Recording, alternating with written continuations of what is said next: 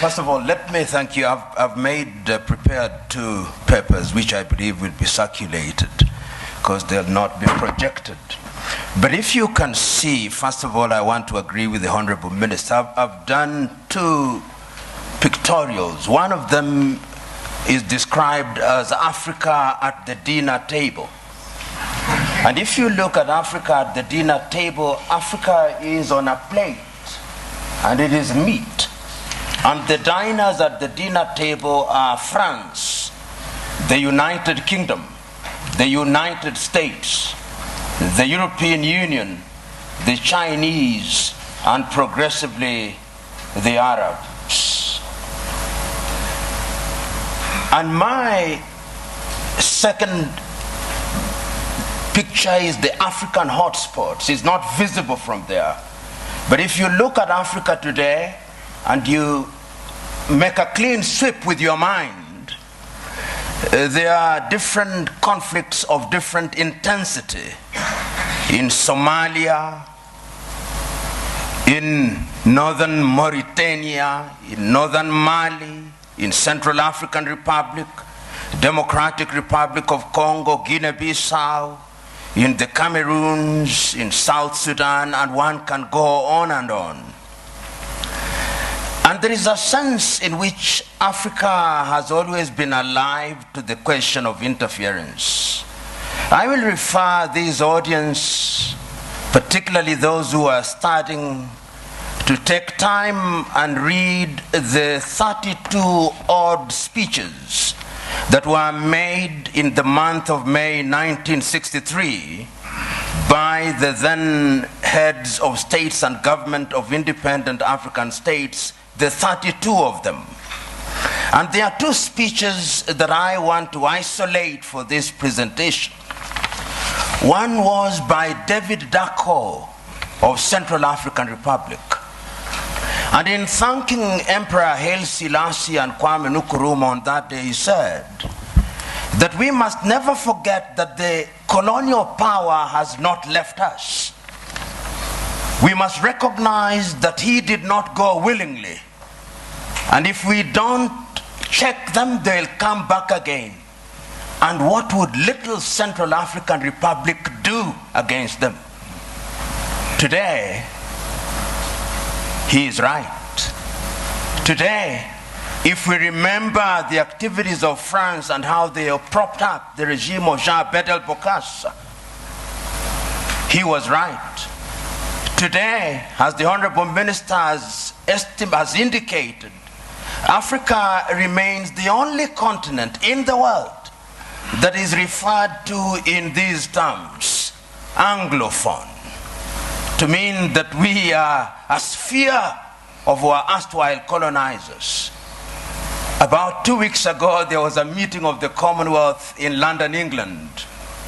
And a friend of mine who is an Anglophile sent me the photograph very gleefully, saying this is a meeting of 53 equal states. I told him, no. If it was so, why is it that the leadership of the Commonwealth is hereditary rather than rotational? In other words, in the minds of the British, her former colonies are still under her tutelage. And I want to submit to us that in the minds of what I'll call the conceptual West, they think they have a divine duty to instruct Africans what to do. True. And in the minds of many African leaders, they think that they have a divine duty to accept what they are told. That, in my view, is what the Honorable Minister was talking about, the mindset. And this is something that has been examined. We have seen France and its very pernicious presence in Africa. We know what they did in Burkina Faso against Thomas Sankara. We know what they did in Mali or the Sudan against Modibo Keita or against Sékou Touré in Guinea.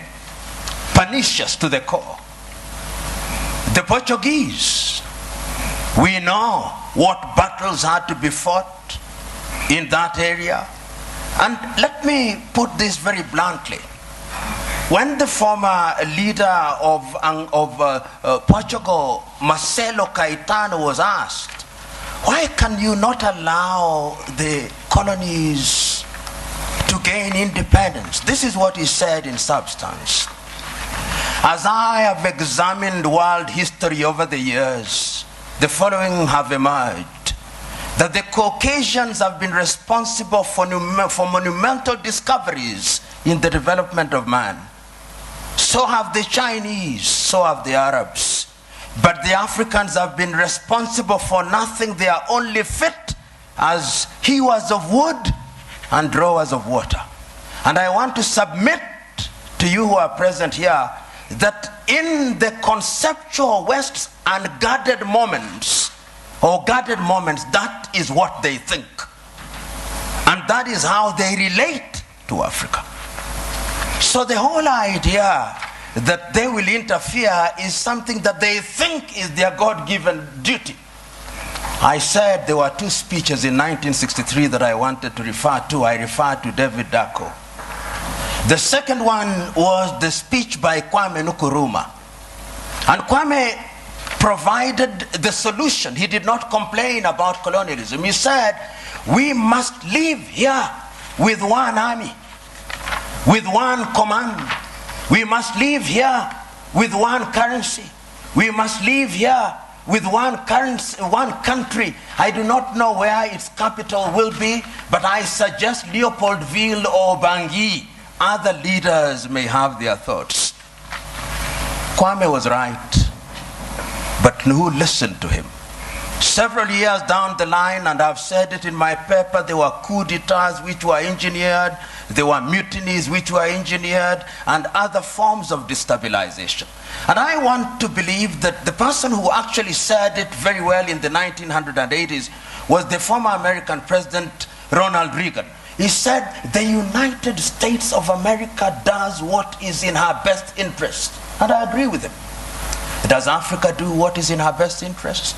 Do African leaders do what is in the best interest of Africa? Interference will be there in very blatant and brazen ways and in subtle ways. I've always asked, until very recently, how many African countries manufactured bullets? Very few. Until very recently, how many African countries, in fact, how many African countries manufacture jet fighters? How many African countries are involved in the arms industry? Some of the leading conceptual West countries which pontificate to us about prizes, peace prizes, are the leading manufacturers of landmines. And if you look at their foreign exchange earners, it is the military and security items. So they say with their mouths, what do they not believe in their hearts? In Kiswahili we say, vita vya panzi furaha ya kunguru. That when the locusts are fighting, it is the joy of the hawk. Because when they kill each other, they get the food easily, dead.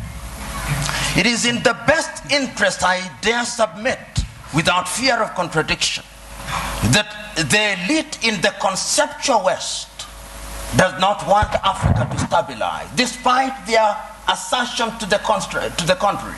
And you'll see it in every country, because conflict is a major industry. Today, you look at South Sudan and the many peace conferences that are being held, but if you ask who supplies the arms, who provides safe havens, it is the conceptual West. And when I use the term conceptual West, I'm saying that it extends to countries which are geographically not in the West, like Australia or Canada. So I'm submitting in answer to your question, Joe, that interference is there, and it is part, to use this old cliche, of the neo-colonial project. The neo-colonial project requires that Africa must remain within the sphere of influence of these states. Today, if you look at the United Kingdom, which has left Europe, one would have thought that those are their cousins and that they should sit in comfort with them. You will now see their involvement being de-emphasized in Europe and their interest and appetite growing towards the Commonwealth. Because in the Commonwealth, they are the major domos. They'll tell us what to do. In Europe, they have to grapple with the Germans and the French, and they don't like it. That is the unspoken bit of it. The French also are in Europe, but the Germans are too strong, and they don't like it. So they want to hold Côte d'Ivoire, Gabon, and tell them what to do. I do not know how many of you saw the press conference that was attended by President Macron of France and Nana Addo of Ghana. And when Nana Addo spoke as an African should, you could see the body language of the French president. How dare this man speak this way? In other words, I'm saying that interference is the mother's milk of European economies. But to answer your second question, they have their own recruits who Professor Philip Nying'oro will be speaking here. To use the old vocabulary of those days, they have the people you call their comprador bourgeoisie. You must remember. The comprador bourgeoisie are Africans with black faces, but essentially they are doing the bidding of these powers. They are the ones you'll find them in different spheres. And they will be present. They are in your cabinet, but they are actually representatives of the foreign intelligence agencies of those countries. We know this. If you look at the declassified papers from the United States, we now know that some of leading cabinet ministers in many African countries were working for the CIA or some Western agencies. So you are sitting in cabinet, and in these days of the mobile phone, they are possibly texting their masters in Europe and America. So interference is also exacerbated by these comprador bourgeois for their own benefits. And it has never changed, Honorable Minister. In the early days of slavery, they gave some of the chiefs mirrors and alcohol. Today, what they give them are flats in Paris or in Dubai. And that is what makes them undermine Africa. The third mode of interference is through institutions. Look at the competition as it is now. There is a new entrant into the market that is called China. China is very subtle. Many people wrote the obituary of Rwanda in 1994. 20 years down the line, it has been demonstrated that Africans can actually do it. Between 1983 and 1987, I think Thomas Sankara in Burkina Faso also demonstrated that it can be done. We saw in Somalia, despite their problem. So my prescription is African unity. Africa must now begin to negotiate initially in terms of blocks, SADC, ECOWAS, East African Community, and ultimately as African Union. And lo and behold, we must do it. And I've always said this cliche, we must do it, because if we don't do it, we will be done. Thank you.